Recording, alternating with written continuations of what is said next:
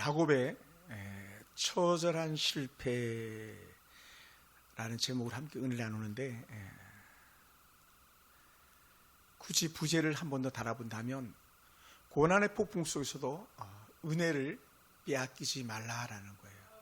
은혜를 빼앗기지 마라. 베델에서 하나님을 만난 이후에 찾아온 고난입니다. 인생에 큰 결단을 내리고 베델로 올라가서 하나님만 섬기겠습니다. 이제 하나님만을 위해서 제단을 쌓겠습니다. 그렇게 고백을 했고, 그러면서 야곱은 아마도 나 이제 잘 될 거야, 탄탄대로를 걷게 될 거야, 아마 이렇게 생각했었을지도 모릅니다. 세겜의 그 큰 아픔과 상처들 다 뒤로하고 우상을 다 묻어버리고 옷을 다 갈아입고 베델로 올라와가지고 새 삶을 살겠다고 고백했습니다. 그리고는 하나님과 깊은 관계를 회복했고 영적으로 결단했고, 그렇게 하나님 앞에 잘 살겠다고 다짐하면서 흔히 말하는 옛사람의 모든 것을 버렸습니다, 이런 고백을 했는데, 여기에 누가 됐어요?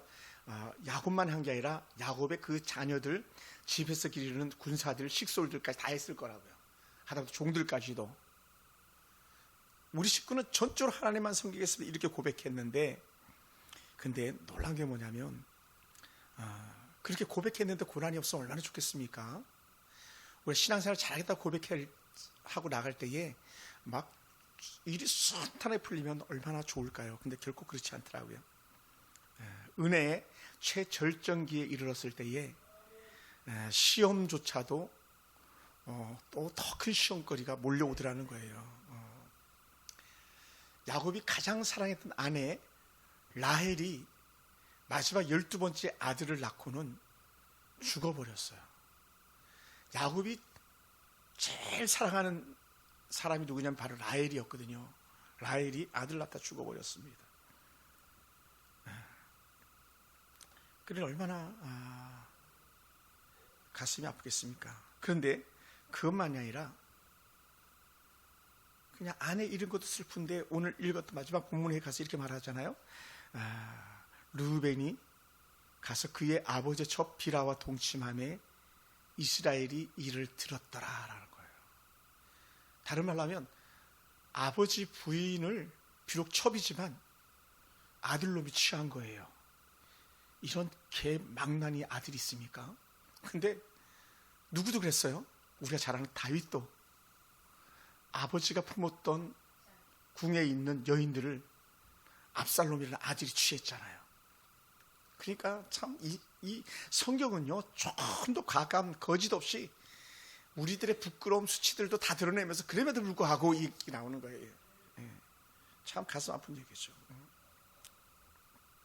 그러니 저는 이런 야곱이 얼마나 힘들었을까 그런 생각을 해보는 거예요. 야곱이 부인 잃어가지고 눈물도 다 마르기 전에 르우벤이, 그것도 장자잖아요. 장자 제일 믿었던 놈이 그 일을 벌리는 거 아닙니까? 사실 다윗에게 압살롬도 그런 어떤 인물이거든요. 압살롬 흠잡을 것 없는 그런 아들이었는데 아버지에게 있어서 완전히 배반의 칼을 빼어들고 아버지에게 대들었던 자잖아요. 그러니까 여러분, 어찌 보면요, 우리는 살면서 믿음이 좋은 가정에도 환난이 찾아오고 고난이 있으면요, 그럴 수도 있지 이렇게 여기셔야 되는 거예요. 아멘. 그럴 수도 있지. 만약에 그런 것도 아닙니다만, 만약에 종의 가정에 우리 집에 좀 어려운 일이 생기면, 야, 목사님 집에 어떻게 그런 일이 있을 수 있어 하는데, 뭐라고요? 그럴 수도 있지 이렇게 나오는 게 성경적이더라는 거예요. 성경적이더라. 여러분, 조용희 목사님 아들은 어땠습니까? 조용희 목사님 아들도 뭐 엉망진창이었잖아요. 옥하는 목사님 아들은 어땠습니까? 옥하는 목사님 우리 그 교단에서 최고의 어른이잖아요. 그때 아버지 돌아가신 이후에 재산권들 문제 때문에 얼마나 사랑의 교회를 아프게 했고 사랑의 교회를 깨지게 하는 데에 그 장군이 바로 옥하는 목사님 아들. 두 아들 다 서울대 나왔거든요.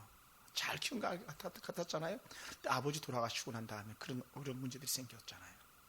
그러니까 여러분, 이 야곱이 겪었을 외상성 스트레스라고 말하는데 그 스트레스가 너무 컸었을 거라는 거예요. 그러다 보면 그런 그 아픔이 겪어지면 트라우마가 생기는 거예요. 어디만 가면 꼭 사고가 날 것 같은 그런 기분이 드는 데들도 있잖아요. 그 트라우마라 그러는 거거든요. 그게 이제 야곱이 가지고 있는 거죠. 그걸 갖다가 의학적 용어로는 이렇게 말한다 그래요. 복합 외상성 스트레스다. 콤플렉스라고 말해요. 콤플렉스 PTSD, TD라고 하는 PTSD라고 하는 그런 외상성 스트레스가 있는 거예요. 그러니까 야곱도 얼마나 힘들었겠냐는 거예요. 근데 야곱을 또 뜯어보면요, 더 기가 막힌 게 있는데, 중요한 게 뭐냐면 이스라엘이 그 땅에 거주할 때라고 하는, 원래는 여기 뭐라 그래요? 22절 처음에 야곱이 그 땅에 거주할 때는 이렇게 나와야 되거든요. 그런데 하나님이 야곱아, 너는 이제 야곱이 아니고 너 이스라엘, 너 진짜 내 아들이다 이렇게 얘기하는 만큼 도장을 확 찍어주고 했는데도 불구하고 야곱이 그런 고난을 겪는 거예요. 그래서 성경은 이스라엘이 이렇게 말해요. 완전히 변화된 것 같은데도 불구하고 그 가정에 여전히 아픔이 있더라라는 거예요. 그걸 우리는 때로는 이렇게 말해야 돼요. 그 지극히 정상적인 것이 이렇게 말하는 거예요. 그럴 수도 있지. 그래서 고난은요, 우리가 도망칠 대상이 아니라 우리가 해석해야 될 대상이다라는 거예요. 해석. 그걸 갖다 저는 이렇게 말합니다. 질문거리다. 질문거리. 왜라고 질문해야 되는 거예요. 할렐루야. 왜? 라헬이 죽어가면서 아이 이름을 갖다가 너무나도 고통스러워서 베노니라고 지었어요. 베노니는 슬픔의 아들이다. 막 라헬이 생각해서 애기 엄마가 애기를 놓고 애기랑 같이 잘 살아야 되는데 저부터 물리고 막 그래야 되는데 죽어버렸어요. 죽으면서 여보 야곱 여보 우리 아들 이름을 갖다가 베노니라고 지어 이렇게 했어요. 저 베노니 고통스럽다. 근데 야곱이 이스라엘이 된 이후에 생각과 가치관이 달라지는 거예요. 뭐라고 지었냐? 너 아니다. 너는 베노니가 아니라 베냐민이다. 비슷하잖아요. 발음이. 그죠? 베냐민이다. 이거는 오른손의 아들이라는 뜻이에요. 오른손의 아들.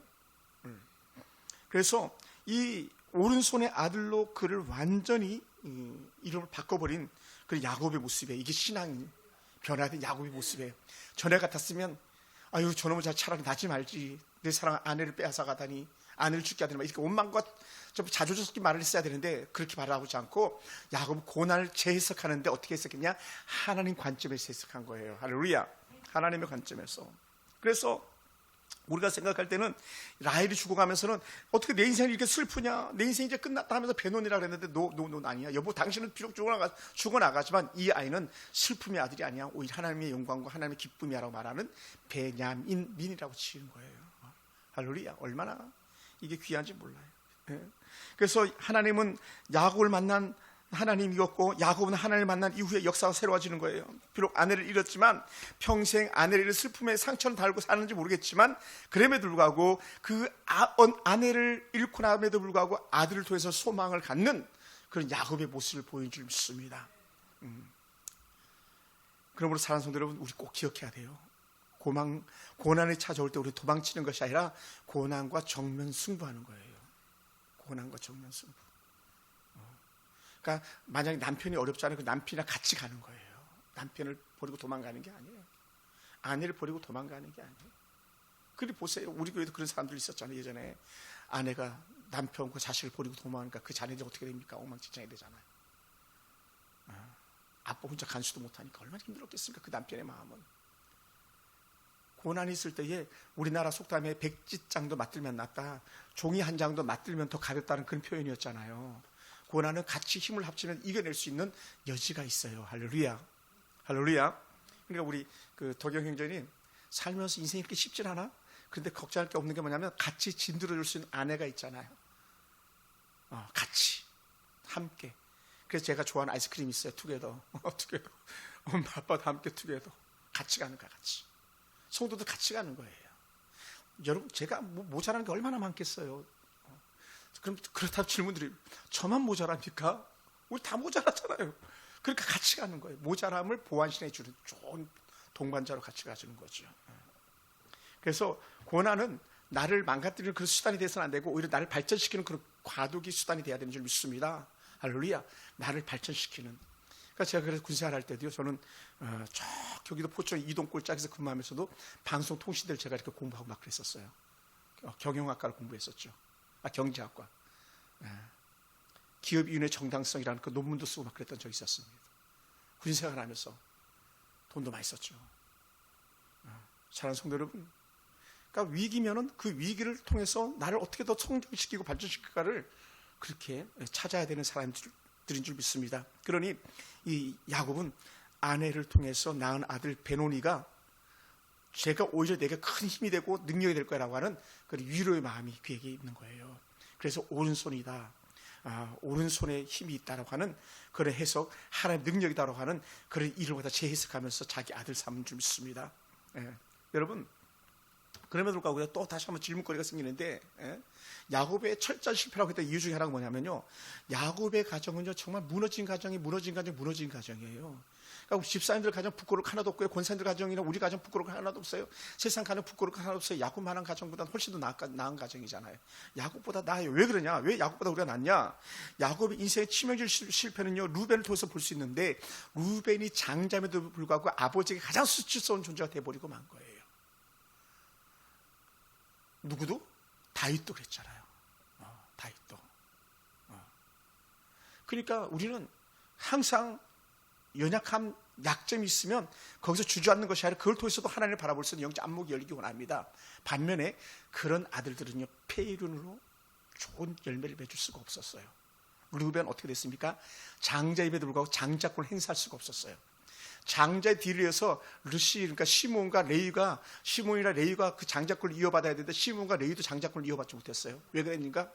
창세기 34장에 나오는 세겜에서 아주 아버지를 속이고 민족을 속였던, 아버지를 힘들게 만들었던 그런 아들들이었었어요.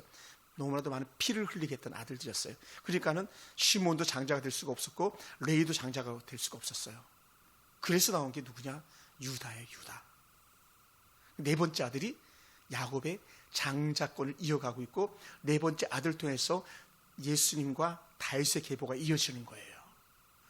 여러분, 우리 가정과 형편과 처지가 어떠하든지 우리는 이런 처절한 실패 속에 있는 어떤 루벤이나 어떤 압살롬이란 이런 사람의 모습이 아니라, 우리 부족해도 연약해도 끝까지 주의 뜻을 따라가겠다고 하는 고통 속에서 주님을 바라보는 그 영적 신앙을 잃어버려서는 안 돼요.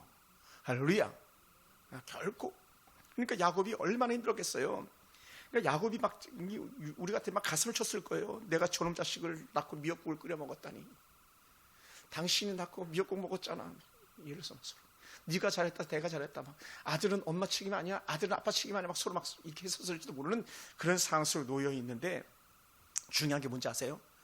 오늘 성경에서는요, 야곱이 입을 다물어요. 아무 말을 안 해요. 뭐라고 말합니까? 이스라엘이 이를 들었다라로 끝나지 이스라엘이 그걸 듣고 어떻게 했더라는 없어요. 다시 말합니다. 처분은 그러므로 누구에게 있다? 하나님께 있다는 거예요.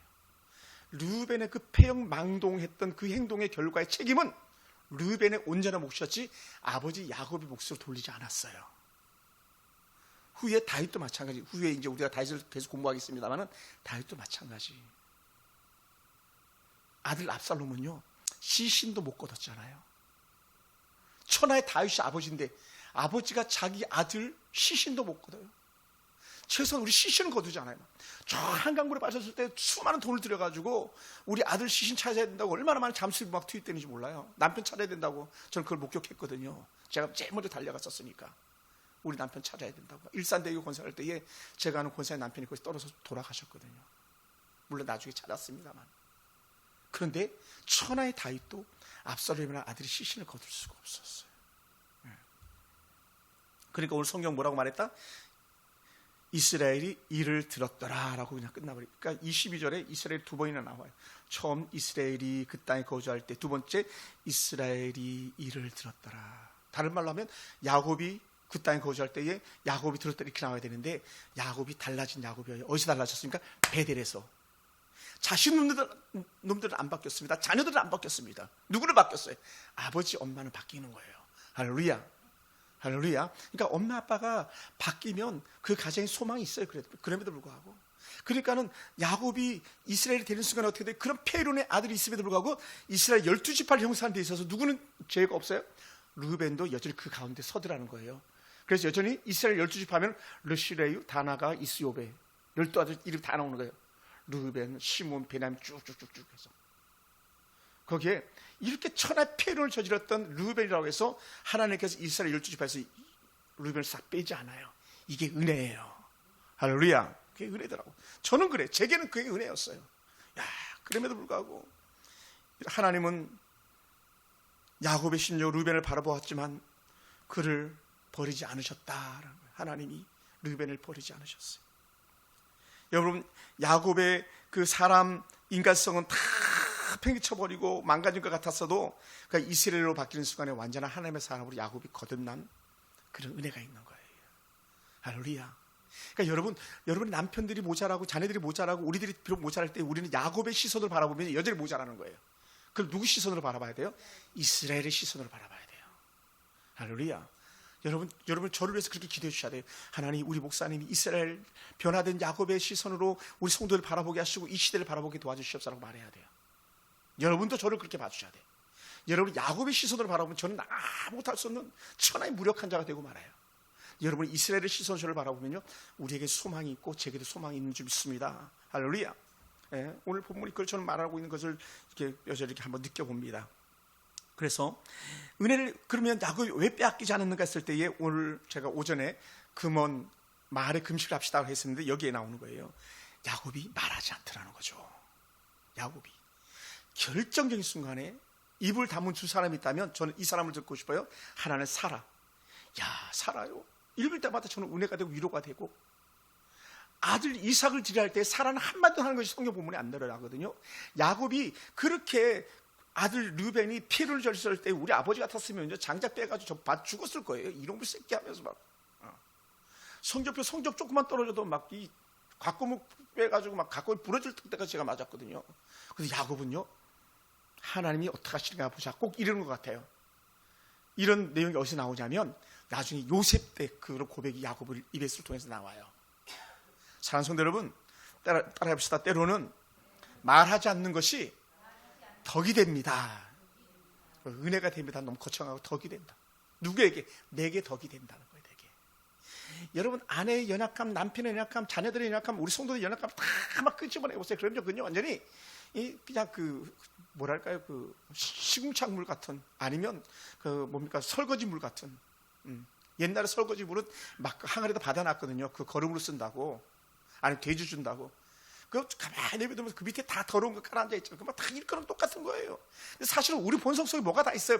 우리 본성 저 밑바닥에는요, 다 인간의 원초적 제2의 본성이 다 숨어 있거든. 사실 어찌 보면 다시 드러나지 않은 거고, 또 때로는 우리가 그것을 절제하고 있는 것뿐이지. 그러니까 때로 막 버럭 이렇게 나올 때도 있잖아요. 그러니까 우리는 그거를 말하지 않고 그냥 인내하고 또 인내하고 또 인내하면서 견뎌내 주길 주로 축원합니다. 할렐루야.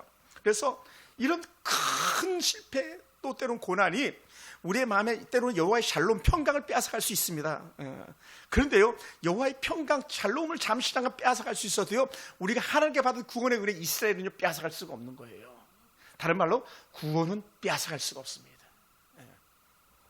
하나님의 은혜는요 어떤 악한 사단이라도 빼앗아갈 수 없음을 믿습니다. 그러므로 여러분, 우리 실망하지 맙시다. 더 이상 좌절하지 맙시다. 더 이상 도망치지 맙시다. 하나님은 끝까지 붙드는 그런 은혜가 있고 우리 가운데 있길 주님으로 축원합니다. 제가 이 설교를 준비해서 그런지 모르겠지만 새벽에 일찍 깼다가 다시 잠이 들었는데 어떤 꿈을 꿨냐면 우리 대은이가 찾아왔더라고. 대은이가 교회에. 우리 대은이가 왔네 그랬더니 또 얼른 내려가더라고. 계단에 다시 내가 저 밑에 계단, 중간 계단에서 붙잡았는데 대은이가 근데 막 얼굴이 막 살이 쪄가지고 푹 해가지고 왔는데 부끄러워가지고 고개를 못 들더라고. 그 대은이가 이렇게 왔다. 사랑하는 성도 여러분, 우리는 때로는 환란이 찾아오고 근심거리가 찾아오면 실망하기 쉽고 좌절하기 쉽고 도망치기 쉬운데 우리는 결코 그렇게 살아서는 안 되는 거죠. 그렇게 살지 맙시다. 그리고는 라헬이 죽었을 때 그곳에다가 20절에 보면요, 라헬을 기념하면서 묘에 비석을 세웠다고 이렇게 말합니다. 그것은요, 슬픔의 기념비가 아니라 하나님께 인도하신 은혜의 흔적들을 갖다 그곳에 기록해 놓은 줄 믿습니다. 그리고 또 앞으로 나갈 것을 새롭게 보고 나가는 그런 은혜의 길인 줄 믿습니다. 그러므로 하나님이 끼시는 한 세상, 때로는 정말 너무 안 돼서가 아니라 한 세상 잘 살다간 라헬이라고 볼 수 있는 거예요. 아멘. 예전에 거기서 여전히 우상덩어리 속에서 살다가 거기서 그렇게 망쳐질 인생이 라헬이었는데, 야곱이 들어감으로 말미암아 라헬과 레아는 구원의 반열에 이르는 믿음의 큰 영적 조상이 됐잖아요. 할렐루야. 그러니까 믿음의 사람을 만나서 잘 살다가 주님 품에 안겼으니 라헬에게는 비록 아이 낳다 죽는 슬픔이 있었지만 그보다 큰 복이 또 어디 있겠냐는 거예요. 그것이 라헬을 바라보는 야곱의 영적 관점이었다는 것이죠. 사랑하는 성도 여러분, 오늘 우리가 그런 은혜에 기원합니다. 그래서 라헬은 비록 내가 슬프게 갑니다 이런 고백이었지만, 아니야 여보 당신 그렇게 생각하지 마. 이 당신 낳은 마지막 아들 베노니는 베냐민으로 내게 큰 역사를 써가는 아들이 될 거야. 내게 도움이 될 거야.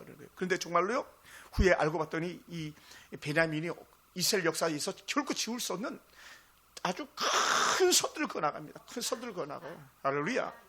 네. 그래서 어떤 역사가 일어나냐, 용맹함과 충성심의 모델이 되는데요, 언제든 거기에 베냐민 지파가 들어가요. 충성한 베냐민이에요. 할렐루야. 충성한 베냐민 지파가 들어가는 거예요. 충성. 그래서 지파 수는 그렇게 많지 않았지만 가장 용맹한 전사였었습니다. 거기에 사사가 나오는데 겨우 사사 12명인데 그 중에 두 번째 사사가 에훗이라는 거예요. 에훗은요, 왼수잡이에요. 왼수잡이라는 성경에 나오는 표현은 사실은 모자란다는 표현이에요. 모자란다. 왼수잡이 옛날에는 장애인이었다 이런 표현이었거든요. 근데 이 왼수잡이 에훗이 그 이스라엘 민족을 구하잖아요. 베냐민 지파예요. 예. 그리고 모압의 에글론으로부터 완전하게 구원해내는 그런 역사 가운데 이 에훗이 쓰임 받습니다. 그리고는 베냐민 지파가 이스라엘 외세로부터 지켜내는 그런 역사가 있고요. 또 이 베냐민 지파가 잘하는 것이 있는데 뭐냐면 활을 기가 막히게 쏘는, 그리고 활 잘 쏘는 지파예요. 또 돌을 기가 막히게 물맷돌을 잘 던지는 그런 지파예요. 그러니까 이 이스라엘에 꼭 필요한 지파였던 것이죠. 활과 물맷돌의 명수들로 가득한 그런 사람들이었습니다. 그리고 우리가 금방 집사님 고백한 것처럼 이스라엘 1대 왕조가 누구냐면 바로 이 사울 왕인데, 이 사울 왕이 바로 베냐민 지파 아닙니까? 베냐민 지파예요. 비록 그의 나중은 힘들었지만, 비록 사울 왕의 마지막 부끄러웠지만 그 사울 왕의 개인적인 문제지 지파의 문제는 결코 아니었었습니다. 그리고 분열왕국 시대 때 나라가 두그러 쫙 쪼개졌을 때에 유다 지파가 여호와의 의의 맥을 이어갈 그때에 어느 지파가 오른팔 역할을 해주냐면 바로 베냐민 지파였던 거예요. 베냐민 지파는요, 배반하지 않았어요. 배반하지 않았어요. 사랑하는 성도들, 우리 그걸 꼭 기억해야 됩니다. 그러니까 유다 지파 곁에 반드시 필요한 사람이 있다는 베냐민이었어서. 그러니까 여러분 꼭 생각하세요. 지금 가장 말씀 부리는 아들이 어떻게 돼요? 뭐라고? 효자. 맨날 신목사님 탈탈 긁는 사람이 어떤 성도? 충성스러운 성도라는 거예요. 충성스러운 성도. 그냥 예예하다가 어떻게 하는 사람이 아니라 그냥 때로는 말썽 많고 탈도 많고 교회 유리창 깨고 막 뛰어다니고 그런 애들이 교회 장로님 된다 그랬잖아요. 그러니까 우리는 어떤 관점을 가지고 가냐면 한 사람 한 사람 다 귀한 거예요. 다 귀하다. 할렐루야. 그러다 보니까요, 더 여성도 나와요. 에스더도 모르게도 다 베냐민 지파 사람이었다는 거예요. 포로기 시대에도 여전히 베냐민 지파 사람이 민족을 구하는 그런 역사를 써가잖아요. 여러분, 베냐민 지파만한 고백이 어디 있습니까? 죽으면 죽으리라. 이 베냐민 지파예요. 오늘 이 자리에 있는 성도들이 그러한 은혜인 줄 믿습니다. 할렐루야. 그리고 신약시대 때는 어떻게 돼요? 이 베냐민, 가장 귀한 역사를 했던, 오늘 이 사람 때문에, 베냐민 지파 이 사람 때문에 우리가 복음을 듣게 됐을지도 몰라요. 누구냐? 바로 우리가 말하는 바로 사도 바울이. 바울이 가장 연약한 지파 중에 한 사람이라고 자신을 고백했던 바울이 바로 베냐민 지파 아닙니까? 그러니 참 귀한 그런 사람들인 거죠. 그런 사람들이. 그리고 작지만 강한 사람이었다고 하는 거예요. 뭐요? 비록 라헬은 죽었지만 그 죽음 가운데 낳은 출생된 그 베노니가 베냐민이 되는 순간에 민족을 구하는 역사의 중국이 됐다는 거예요. 저는 그것을 믿습니다. 할렐루야. 그리고 비록 영향력이 없어 보였지만, 강한 존재는 아니었지만, 그럼에도 불구하고 가장 큰 역사를 이루는 데에 이 베냐민 지파가 쓰임받은 것처럼 오늘 저와 여러분 가운데도 이러한 은혜가 있기 원합니다. 할렐루야. 사랑하는 성도 여러분, 그리고 야곱의 인생이 끝나가는 그 순간에도 하나님은 야곱을 사랑하셨고 이스라엘을 불러주셨고, 야곱은 이스라엘이 되는 순간 하나님 기쁜 뜻을 헤아려가지고 삶의 모든 것을 갖다가 하나님 관점을 보기 시작하니까 어떻게 돼요? 죽은 라헬이었지만 그 아들 베냐민을 가장 소중하게 여겼던 그런 라헬입니다. 그러므로 그는요, 하나님께서 부르시는 은혜 가운데서 진짜 이스라엘의 참된 맛을 누리는 아들이 된 것이죠. 사랑하는 성도 여러분, 그런 말씀을 마무리합니다. 여러분, 우리들도 라헬이 낳고 죽어버린 그런 베노니와 같은 그런 사람일지도 몰라요. 돌아보면 아이고 조금 더 희망이 없는 것 같고 소망이 없는 것 같고, 근데 알고 봤더니 베노니가 아니라 베냐민이었던 거죠. 할렐루야. 흔히 그 동물 그 동화에 나오는 얘기, 오리 새끼인 줄 알았더니 백조였다는 거예요. 백조. 100점이에요 집사님. 100조. 왜 나는 다르지 왕따 시켰잖아요. 왕따. 근데 알고 봤더니 오리 새끼가 아니라 백조였잖아요. 백조. 오늘 우리가 그럴지도 몰라요. 그러니까 옆에 있는 사람들이 한번 따라합시다. 내가 보니까 당신이 백조입니다. 백조. 멋진 백조. 막 우아한 자태를 뿜고 있는 백조. 우리 교회가 그런 백조와 같은 교회가 되길 주님으로 축원합니다. 할렐루야. 여러분이 백조고, 우리 아들 딸들이 백조고, 여러분 남편들이 백조고, 볼 때마다 와. 그러다 보니까 이거는 이제 설교에 없는 얘기인데, 백조라 그러니까 여러분 물거리 축복도 백조가 되는 은혜가 있기 원합니다. 백조의 축복, 백조. 백조. 여러분 생각해보세요. 백조. 억대 부자 얘기하잖아요. 조부자. 근데 있잖아요. 누구는 그러더라고요. 서장순가, 서장훈인가가 조부자잖아요. 조부자. 그림이 안 그려져요. 조부자. 그림이 안 그려져. 우리 자매들이 1억도 없죠. 조부자. 근데 꿈꾸는 대로, 말하는 대로 되더라. 누구처럼? 이스라엘, 야곱처럼. 비록 아버지를 속임에서 시작했던 야곱이었지만, 그 인생은요 오히려 하나님의 찬란한 꽃을 피워가는, 누굴 중심으로? 하나님 중심으로 꽃을 피워갔더니 베노니가 베냐민이 되고, 야곱이 이스라엘이 되고, 아블라함이 되는 이 축복이 저와 여러분과 있길 주님을 축원합니다. 할렐루야. 기도하겠습니다.